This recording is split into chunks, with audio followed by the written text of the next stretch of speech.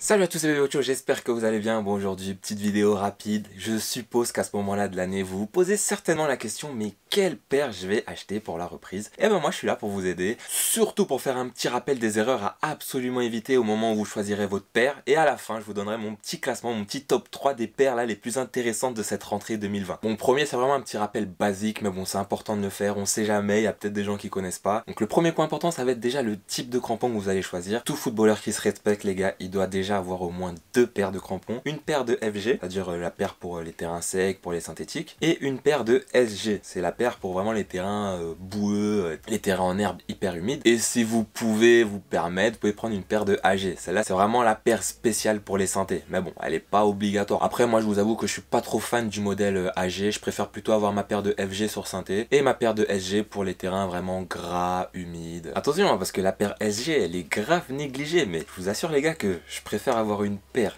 SG et jouer sur herbe gras plutôt que d'avoir une paire de FG et glisser à chaque fois, ne pas avoir d'appui, tu perds du temps sur tes changements de direction, ça va grave affecter ta performance. Après il y a des gens qui font sans et ils se débrouillent pas mal, en fait ça dépendra de vous pour celle-là. Deuxième point important, c'est vraiment de mettre le confort au-dessus de l'esthétique. Pendant longtemps j'ai fait cette erreur là de choisir une paire parce qu'elle était belle et pas forcément parce qu'elle était confortable. Je forçais, je jouais avec alors qu'elle me faisait grave mal et il faut faire attention à ça parce que ça peut engendrer des blessures et ça malheureusement je m'en suis rendu compte trop tard, mon tendon d'Achille s'en souvient très bien et ça c'est pas pro ça. En fait c'est simple, en fonction de la forme et de la taille de votre pied il y a des modèles qui vous iront mieux que d'autres. Après il n'y a pas de secret hein. Si vous voulez trouver le vôtre vous allez devoir en tester plusieurs, je vous dis pas d'en acheter 10 000 hein. Vous pouvez aller dans les magasins pour faire des tests, que ce soit chez Nike, Adidas, il y a même un Unisport pour ceux qui sont sur Paris. Après ça peut arriver que pour certains modèles, ça prenne un petit peu de temps pour vraiment faire la paire. Et moi je vous dis, faites attention, forcez pas trop avec ça. On va dire 1 ou 2 semaines grand max. Vous entraînez, la paire elle vous fait mal, ok, vous pouvez continuer, allez-y. Mais si vous voyez qu'au-delà de cette période-là, ça vous fait encore mal, ne forcez pas. Sinon vous allez vous blesser bêtement. C'est juste que le modèle, malheureusement, il n'est pas adapté à la forme de votre pied. Orientez-vous vers un autre modèle. Je vous le dis, d'expérience, ne forcez pas les gars. Même si la paire elle est magnifique et que vous voulez jouer avec, je vous assure qu'il y a plein d'autres modèles qui vont vous plaire encore plus que vous ne le pensez. Et il y en a aussi des fois, genre ils prennent un modèle à leur taille, ils voient que leur pied il est pas bien dedans, qu'ils sont pas confortables, et ce qu'ils vont faire c'est qu'ils vont prendre une demi-taille au-dessus. Ça peut marcher, mais des fois si vous voyez qu'il reste ça devant la paire et que quand vous courez la paire elle s'écrase devant votre pied,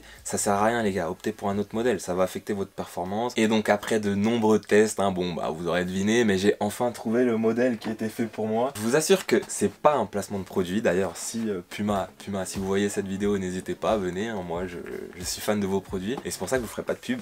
Mais en tout cas cette paire là, j'ai enfin trouvé la paire qui est pas trop moche et qui est hyper confortable. C'est surtout ça que je recherchais et je l'ai enfin trouvé. Et donc je peux vous faire mon petit classement des 3 meilleures paires de cette rentrée selon moi, des paires qui pourraient vous intéresser. Et donc en numéro 3, on met la toute récente, la toute nouvelle, elle vient de sortir, la Puma Ultra 1.1 je crois. Celle-là elle a l'air pas mal, ça a l'air d'être une belle alternative au Vapor de chez Nike. Un petit peu moins cher mais bon, vu que c'est le premier modèle de la gamme, je vais attendre un petit peu de voir comment ça se passe avant de la tester. Ensuite, en numéro 2, on a l'incontournable. Pour moi, c'est la meilleure paire sur le marché actuellement, c'est la Mercurial. Bon, soit la Superfly 7 ou soit la Vapor 13. Et d'ailleurs, il y a une couleur là qui vient de sortir en rose, celle que Mbappé il avait en finale de Ligue des Champions. Celles-là, elles sont exceptionnelles. Je les ai testées et malheureusement, problème de confort. Je fais du 45,5 chez Nike et le problème c'est que 45,5 il est trop serré et le 46 il est trop grand.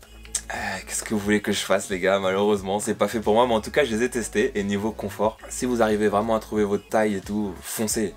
Par contre elles sont un petit peu chères, surtout les dernières qui viennent de sortir. Et en numéro 1, bon je vous dis, moi c'est la paire qui me fait plaisir niveau confort et tout, j'ai vraiment trouvé mon bonheur, parce que je vous dis, j'ai testé tellement de paires avant d'arriver à trouver ce niveau de confort là, et maintenant que j'ai trouvé, je ne changerai plus, c'est la Puma Future. Au début de la vidéo je voulais vous parler de la 5.1 mais il y a la 6.1 qui a été annoncée là, qui devra sortir très prochainement et c'est clairement vers ce modèle là que je vais m'orienter pour la saison qui arrive. Regardez par exemple celle-là, ça fait une saison que je joue avec et ça va, elles sont encore en état, elles sont pas trop déglinguées. Franchement je vous dis, là j'ai vraiment trouvé le compromis idéal niveau confort et esthétique, qui sont pour moi les deux critères les plus importants à prendre en compte lorsque vous aurez à choisir votre paire pour la saison qui arrive. Tout ça pour vous dire de vraiment faire attention hein, quand vous choisirez pour la saison prochaine. Le plus important c'est de bien se sentir dedans et après bien évidemment on choisit la plus belle. Dites-moi dans les commentaires, vous êtes de quel team? Team Nike, Team Puma, Team Adidas ou une autre? C'est important en tout cas, moi bon vous l'aurez compris, c'est Team Puma pour la saison qui arrive. J'espère vraiment que cette vidéo vous aura plu, n'hésitez pas à liker, à partager et si c'est pas déjà fait à vous abonner. Moi en tout cas je vous dis à très bientôt,